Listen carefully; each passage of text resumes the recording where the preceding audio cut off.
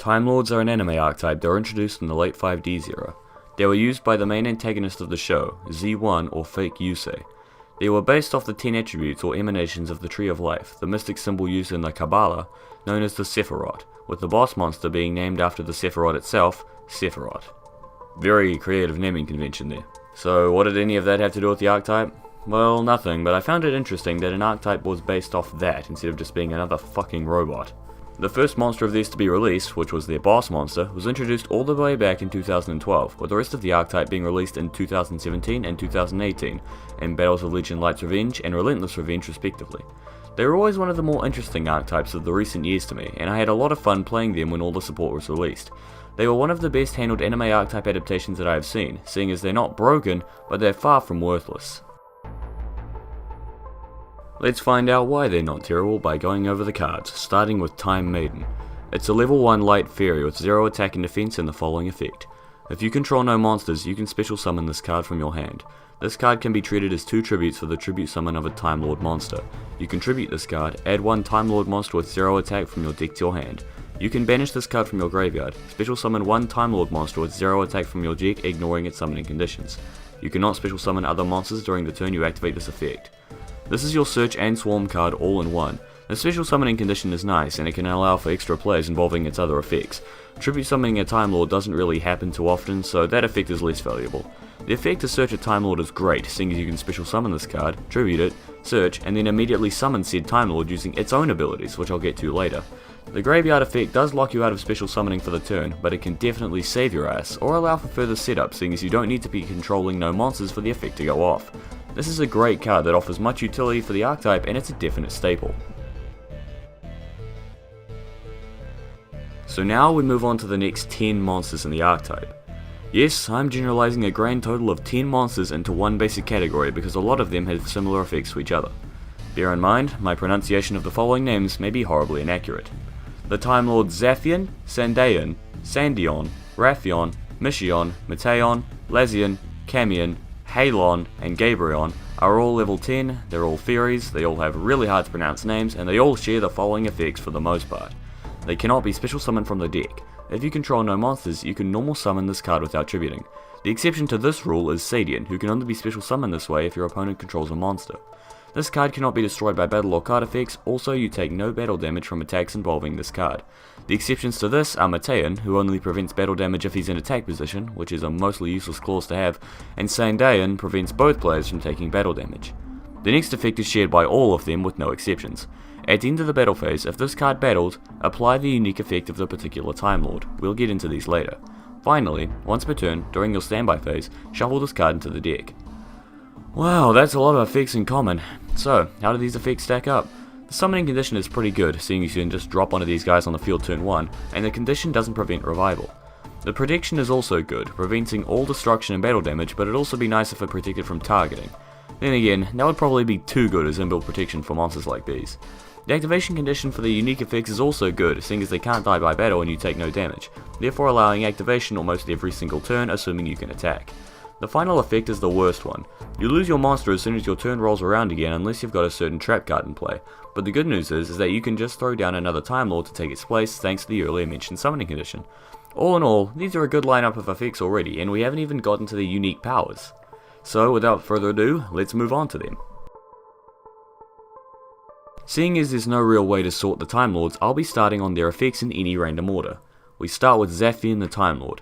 It has 0 attack and defense, it has a water attribute, and its unique effect is that at the end of the battle phase, if this card battled, shuffle all spell and traps your opponent controls into the deck. If this card is sent from the field to the graveyard, you can draw 1 card. As a side note, some of the Time Lords have another effect in addition to the one that requires them to battle. As for these effects, they're not too shabby.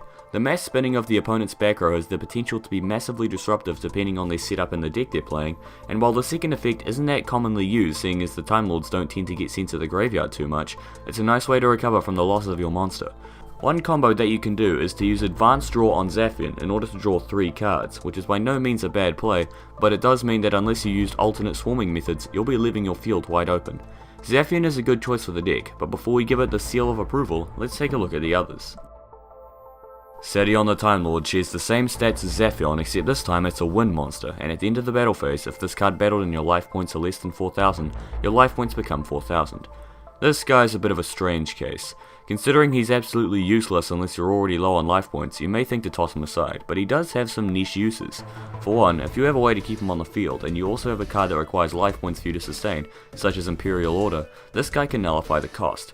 It's one of the more unique Time Lords, and by that I mean gimmicky, but he still has his potential uses.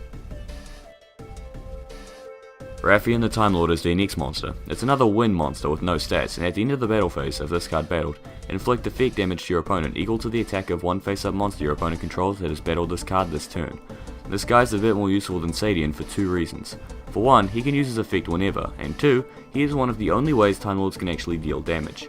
One of the main weaknesses this archetype has is an inability to deal big damage, seeing as most of their monsters have zero attack, therefore burn damage is kind of a necessity. The damage varies depending on your opponent's setup. It can range from 100 damage if you attack Aitsu, or all the way up to 10,000 if your opponent happens to smash you with an armor tile. Or it can go up to several billion if your opponent is running the dreaded Photon Satellite Calculator combo, but if your opponent is also an idiot who attacked your Time Lord, he deserves to lose. This guy is most definitely worth running, seeing as you need some way to kill your opponent. However, a better option for bringing your opponent closer to defeat would be Maiden the Timelord, the first Fire Time Lord. At the end of the battle phase, if this card battled, halve your opponent's life points. That's it, that's all, no more. This is a very simple, yet very damaging effect. Admittedly, it can't actually ever finish off your opponent, but it is the best option for just cleaving through a large lump of life points. While it doesn't exactly do much to screw over your opponent's resources or field, it's still worth running just because of the simplistic damage effect. It's not even counted as effect damage, so your opponent can't use something like Prime Material Dragon to gain advantage. Overall, I recommend running at least two of these guys, as they are definitely one of the better basic Time Lords. Maiden the Time Lord is the next Fire Time Lord on the list, and as previously mentioned, it only negates battle damage if it's in attack mode, which is the only time you would ever take battle damage unless your opponent happens to run into you with something like Chaos Max, in which case, you're fucked. At the end of the battle phase, if this card battled, return as many monsters on the field as possible to the hand, other than this card, and if you do, inflict 300 damage to your opponent for each card returned. This is a powerful bouncing effect, capable of disrupting your opponent and providing self-bouncing for your own monsters. However, that also goes for your opponent, so be cautious before using this card's effect. Also, the burn can reach a maximum height of 3000 damage, but it's unlikely that it'll ever reach those heights. However, it's not that bad of a burn regardless, and its effect is still very disrupting, so Maiden is still worth a spot, just not as much as something like Rathian. Next up is Sandaion the Time Lord, the final Fire Time Lord on the list. At the end of the battle phase, if this card battled, shuffle all cards from your opponent's graveyard into the deck. Once per turn, if your opponent draws a card, inflict 1000 damage to your opponent. So, it offers the graveyard disruption of Rainbow Neos with a guaranteed 1000 burn damage. This is an effect that can either murder your opponent or murder you. If your opponent needs a fuck ton of cards in the graveyard, like Light Swans or Paleozoics, this guy will heavily disrupt their players while burning them at the start of their turn, whereas if you use it on an opponent who already spent all their resources and needs a refill, or heavily benefits from resending cards from the deck to the graveyard, you'll be happy to serve them the tools to kick your ass. However, the latter scenario is far less common than the former, so it's normally safe to use this effect. The same theory goes for running this Time Lord in the first place. Getting back to the Time Lords that revolve solely around burn effects, we have Sandaion. It's another Earth monster, this time with this effect. At the end of the battle phase, if this card battled, activate this effect. If your life points are lower than your opponent's life points, inflict damage to your opponent equal to the difference. This is a more situational effect than something like Rathian or Maiden, but it can potentially be even more devastating. If you attack with this after using a card like Wall of Revealing Light to its full extent, you can take away 6000 life points from your opponent, and if you somehow manage to combo this with Ra, you'll turn the duel into a situation where either player could be finished off by sparks. It's not quite as useful as some of the other Time Lords, seeing as it can only be used when you're losing, quite substantially so, but if you build your deck to utilize Sadaion's effect, it can be seriously deadly. The second to last basic Time Lord is Gabriel. It's the second water monster in the archetype, and at the end of the battle phase, if this card battled, shuffle as many cards your opponent controls as possible into the deck, then they draw cards equal to the number shuffled into their main deck.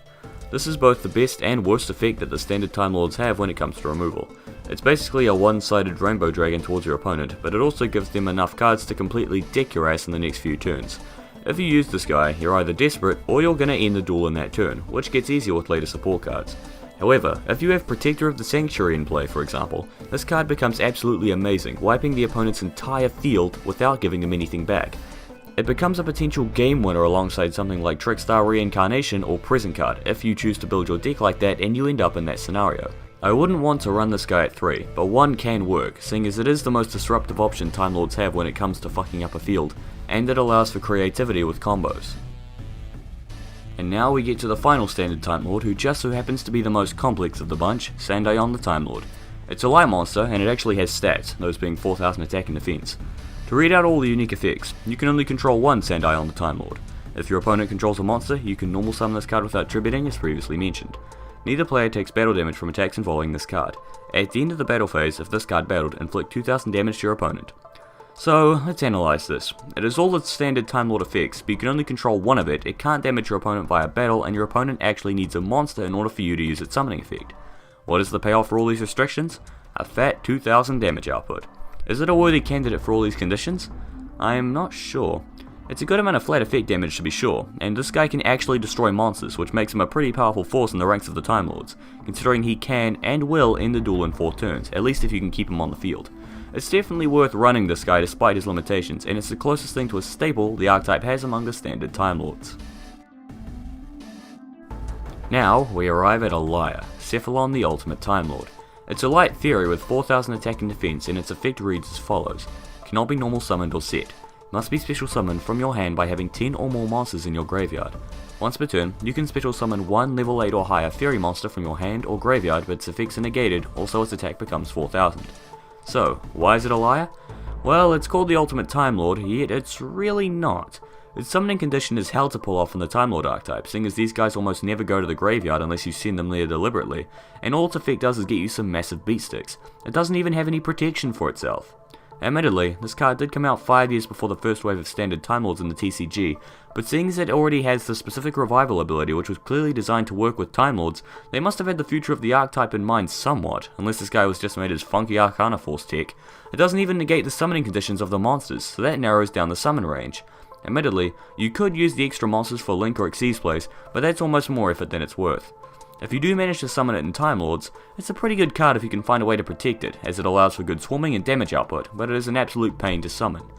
However, you can splash it into other decks as a generic beater if you want, where it can have its use as a big kill monster. Overall, to sum it up, I don't fucking know, the card's alright, it's not great, it's not terrible, run it if you want, goodbye. You'd think that the Ultimate Time Lord would be the final monster in the archetype, but no, coming in from the extra deck, we have Timelord Progenitor Vulcate.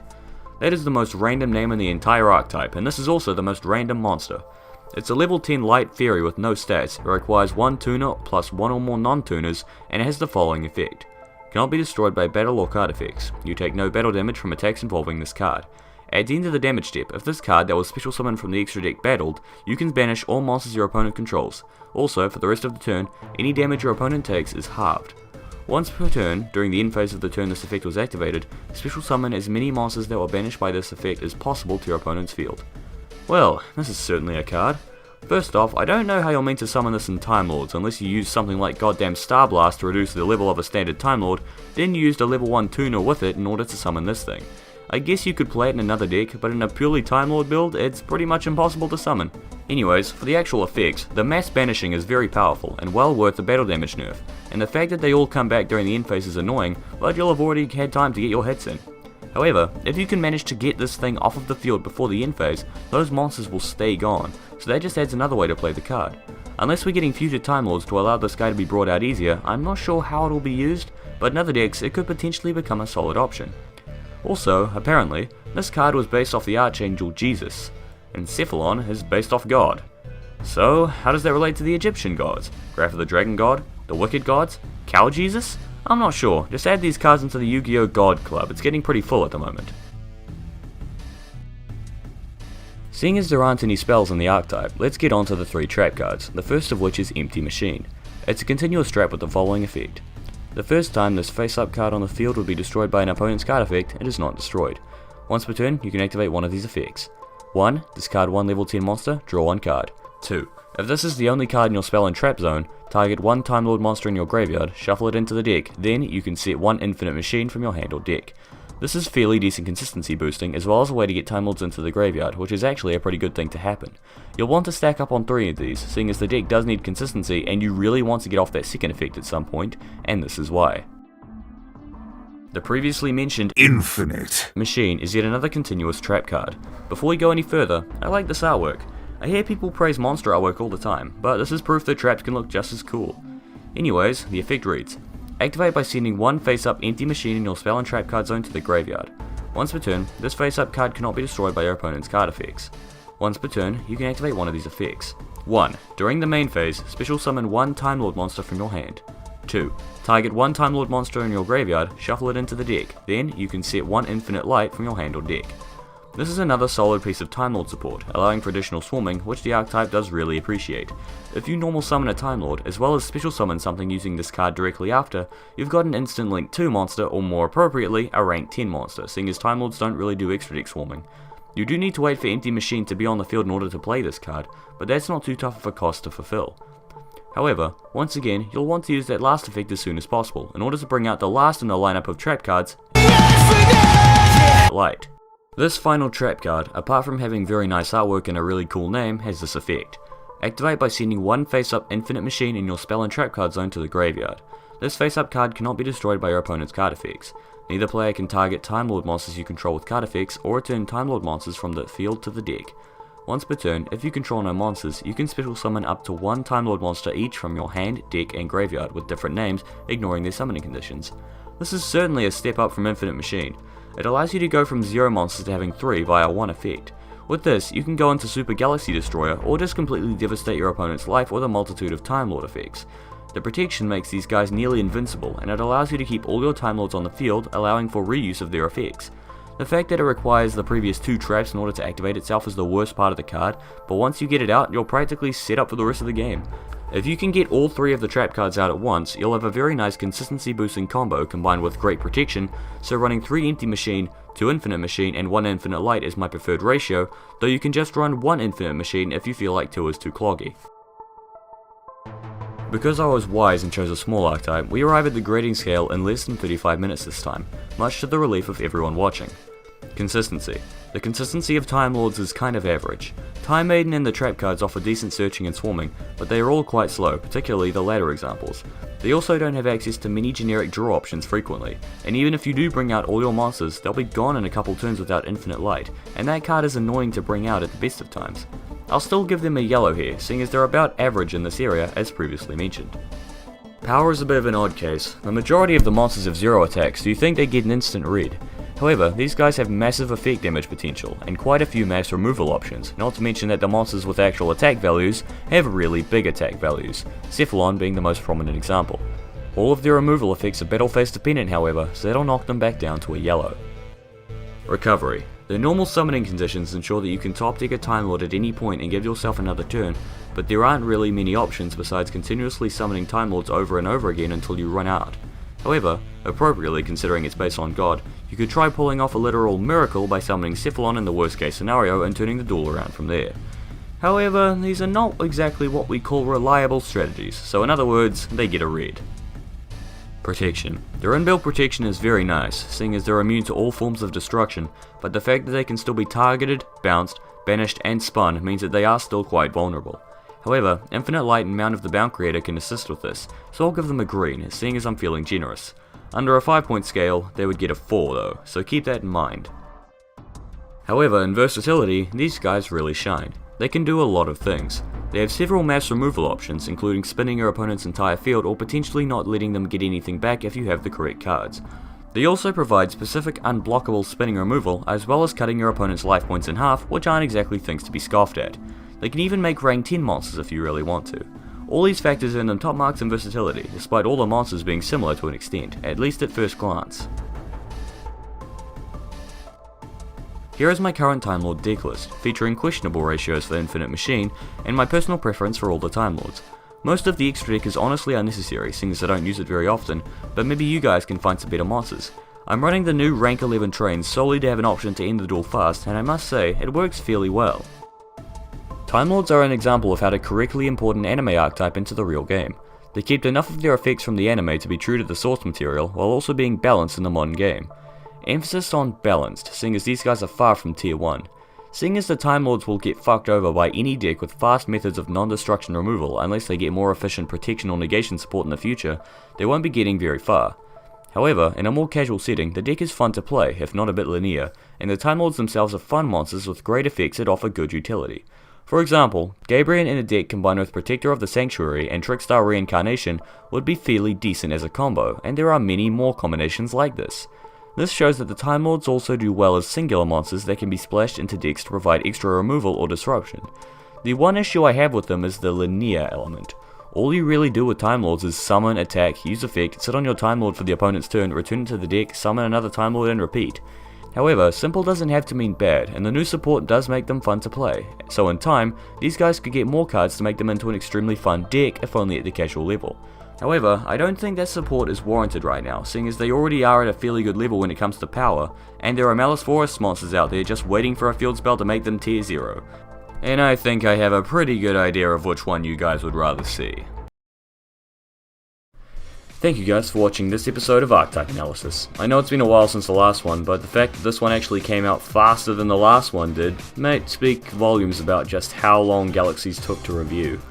I'd like to thank you if you made it this far through the video, and I would like to let you guys know that just because I'm having a bit of a break between uploads, I'm not dead. My channel isn't dying. I'm still intending to make content. I'm just sort of building up towards my big releases rather than just releasing a whole lot of small stuff.